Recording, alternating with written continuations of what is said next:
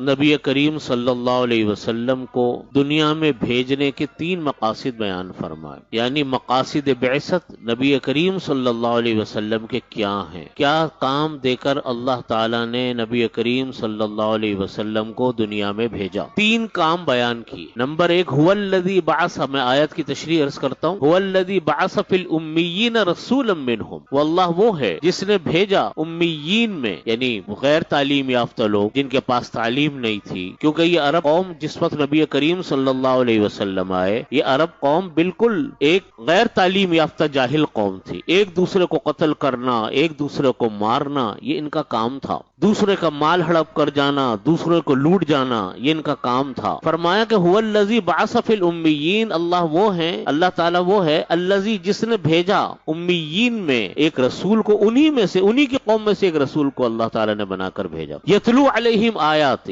پہلا کام نبی کریم صلی اللہ علیہ وسلم کا یہ تھا کہ آپ کے سامنے قرآن پاک کی آیات کو تلاوت کریں، قرآن پاک سکھلائیں۔ وَيُزَكِّيهِمْ، اور لوگوں کا تزکیہ کریں، ان کی تربیت کریں، یعنی قرآن پاک پڑھنا الگ چیز ہے اور لوگوں کی تربیت الگ چیز ہے، تعلیم الگ چیز ہے، تربیت الگ چیز ہے۔ وَيُعَلِّمُهُمُ الْكِتَابَ، اور قرآن پاک کی تعلیم بھی دی۔ تعلیم دینے کا مطلب یہ کہ مطلب سکھائے، صرف تلاوت نہیں کی، تلاوت تو کی، وہ الگ چیز ہے، تربیت کی، وہ الگ چیز ہے، اور تعلیم دی، قرآن پاک کے مطلب بتائے، قرآن پاک کے مطلب سکھائے کہ یہ مطلب ہے قرآن پاک۔ والحکمہ، حکمت سے مراد ہے احادیث، کہ نبی کریم صلی اللہ علیہ وسلم نے اپنی احادیث کے ذریعے سے قرآن پاک کی تعلیم دی۔ آپ صلی اللہ علیہ وسلم کے ارشادات، آپ کے اقوال، آپ کے افعال، آپ کے اعمال، یہ ساری مل کر حدیث بن جاتی ہے۔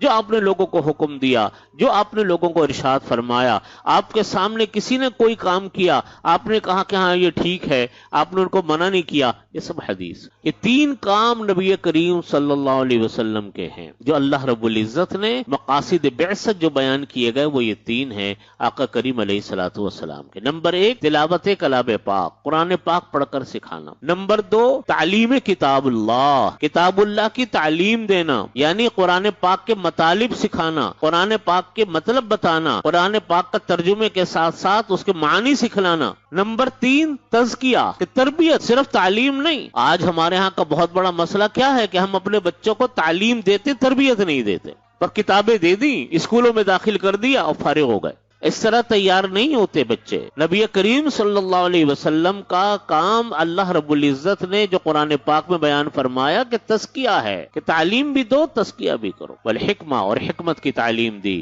اور فرمایا کہ اس سے پہلے تم لوگ گمراہ تھے، جب تک یہ چیز نہ ہو، تعلیم نہ ہو، تربیت نہ ہو، تو انسان گمراہ۔ یہ تینوں کام نبی کریم صلی اللہ علیہ وسلم نے فرمائے۔